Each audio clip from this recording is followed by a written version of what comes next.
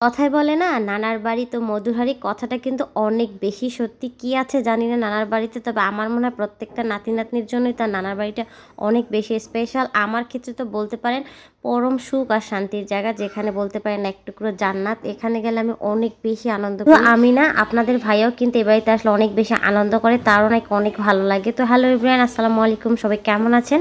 আশা করছি সবাই অনেক বেশি ভালো আছেন। দেশে আসার অনেক দিন হয়ে গেছে, কিন্তু আমি আমার নানা বাড়িতে যেতে পারিনি। এর জন্য আমার মনটা অনেক বেশি খারাপ ছিল এবং অস্থির হয়ে আছিল। তো অবশেষে চলে আসলাম নানা বাড়ি। এই যে দরজা চলে আসছে, আর আপনাদের ভাইয়া কিন্তু এই দেখেন ব্যাগপত্র নিয়ে আসছে। মানে আমরা হচ্ছে 2 দিনের জন্য আসছি, তেমন কিছুই আনিনি। ছোট একটা ব্যাগে কাপড় চোপড় যা যা লাগে এটাই আনলাম। আসার পর তো আমরা নাস্তা করলাম, খাওয়া দাওয়া করলাম। সেগুলো করার পরে আপনাদের ভাইয়া নেমে পড়লো মাছ ধরতে। সে বললো যে আগে নাস্তা পরে করবো, আগে দুপুর হয়ে গেছে, আমি আগে মাছ ধরি, কারণ দুপুরবেলায় মাছ ধরতে তার ভালো লাগে। আর যেহেতু শীতকাল, দুপুরে একটু মাছ ধরলে শীতটা কম লাগবে। তারপরে হচ্ছে আমরা তাড়াতাড়ি চলে আসলাম মাছ ধরার জন্য। এই যে ঘরের পাশে ছোট্ট একটা বলতে পারেন দিঘি বা ছোট্ট একটা পুকুরের মতো, যেখানে বিলের মাছগুলি বেশি পাওয়া যায়। তো সেখানে আমরা কিছু কই মাছ, পুঁটি মাছ, মানে দেশীয় কিছু মাছ পাইছিলাম। তো সেখানে কিছুক্ষণ মাছ ধরার পর এরপর আপনাদের ভাইয়া বললো যে চলো আমরা এখন পুকুরে যাই। তো এরপর আমি পুকুর পাড়ে আসলাম। আসার পরে পুকুর পাড়ে একটা ছোট, মানে ছোট না, অনেকটা বড়ই আমলকি গাছটা। অনেক বেশি আমলকি হয় এবং অনেক আমলকি মাটিতে পড়েও থাকে, খাওয়ার মতো কেউই থাকে না।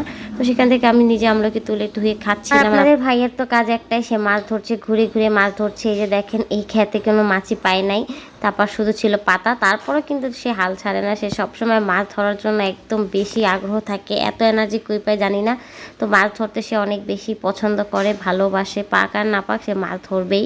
তারপর এই যে পুকুর পাড়ে আসলাম, আর আমার ছোট ভাইটা তো আমাদের দেখে ভীষণই খুশি। সে আমাদের ছাড়া প্রায় 3-4 দিন একাই নানা বাড়ি কাটিয়েছিল। ও তো পুরাই নানা বাড়ির জন্য পাগল, কি বলবো। গাড়ি থেকে নামার পরে বলছে আমাকে নানা বাড়ি নিয়ে যাও। তারপর ওকে আমার নানা নিয়ে আসছে। তো আসার পরে হচ্ছে ও একা একা এখানে 3-4 দিন ছিল। আর আমরা তো শ্বশুর বাড়ি ছিলাম, সেখান থেকে মাত্রই আসলাম নানা বাড়িতে। তো আসার পরে হচ্ছে আমাদের এই যে আনন্দে সময় কাটানো শুরু হয়ে গেছে।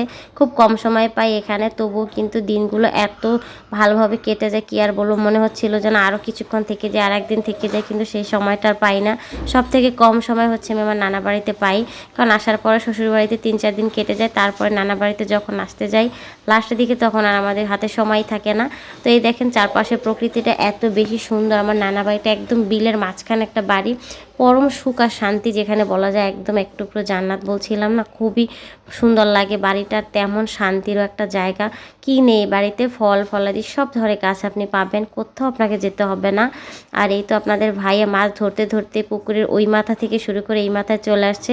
এই মাথায় দেখেন পুকুরে কি সুন্দর একটা দৃশ্য। নারকেল গাছটা কিন্তু পানির ভিতরে হেলে পড়ছে, কারণ পুকুরটা অনেক বড় আর একদম দিঘির মতোই বলা যায়। তো পুকুরে হচ্ছে পাশে হচ্ছে মাটিগুলি হয়ে গেছে, নারকেল গাছটা পড়ে গেছে। আর এইদিকে দেখেন আপনাদের ভাইয়া কিন্তু বলতে বলতে অবশেষে একটা বড় হচ্ছে সরপুঁটি মাছ পাই। সেটা দেখে তো আমরা সবাই অনেক খুশি হয়ে গেছি, কারণ অনেক কষ্ট করছিল এতক্ষণ, একটা মাছও পাই না, যেহেতু পুকুরটা অনেক বড় আর পানিও ছিল। তো এরপর আপনাদের ভাইয়া মাছটা পেয়ে তো ভীষণই খুশি, সে তাড়াতাড়ি মাছটা নিয়ে উপরে চলে আসতেছে। আর আমারও কিন্তু অনেক বেশি আনন্দ লাগছিল। এই মাছটা প্রায় 1.5 থেকে 2 কেজির মতো ওজন হবে। ক্যামেরাতে ছোট দেখা গেল, বাস্তবে কিন্তু আসলে অনেক বড় ছিল মাছটা। আমার তো অনেক ভালো লাগছিল, আনন্দও লাগছিল। এই যে দেখেন সবাই মিলে মাছ ধরছি, আর হচ্ছে রোদও আছে, তেমন একটা ঠান্ডা অনুভব হয়নি। পুকুরের পানি তো বেশ ঠান্ডা, এর জন্য দুপুরে মাছ ধরতে নেমে পড়েছে আমার জামাই। তো এই দেখেন মাছটা কেমন লাফাচ্ছে। এরকমের সাইজের এমন অনেক বড় বড় সরপুঁটি, তেলাপিয়া, অনেক ধরনের মাছই আছে আমার নানাবাড়ির পুকুরে। তবে আমরা অল্প সময় এই মাছটাই পেলাম। মাছটা পাওয়ার পর আপনাদের ভাইয়া এত পরিমাণ খুশি হয়েছিল, কি আর বলবো, ভাষায় প্রকাশ করার মতো না। আসলে মাছ খাওয়ার থেকে কিন্তু ধরার মধ্যে বেশি আনন্দ থাকে। তো এখন আমরা মাছটা নিয়ে বাসায় চলে যাব, কারণ দুপুর হয়ে আসছে। এরপর আমাদের খাওয়া দাওয়া তো করতে হবে। ঠিক তো আমাদের মাছ ধরতে ধরতে প্রায় দুপুর 2টাই বেজে গেছে, টেরই পাইনি কখন যে দুপুর হয়ে গেল। এরপর চারপাশে প্রকৃতিটা দেখেন দুপুরবেলা কত সুন্দর লাগছে, শুধু রৌদ্র আর রৌদ্র, খোলামেলা পরিবেশ, শুধু বিল আর বিল, আর বিলের মাঝখানে হচ্ছে আমার নানা বাড়ি।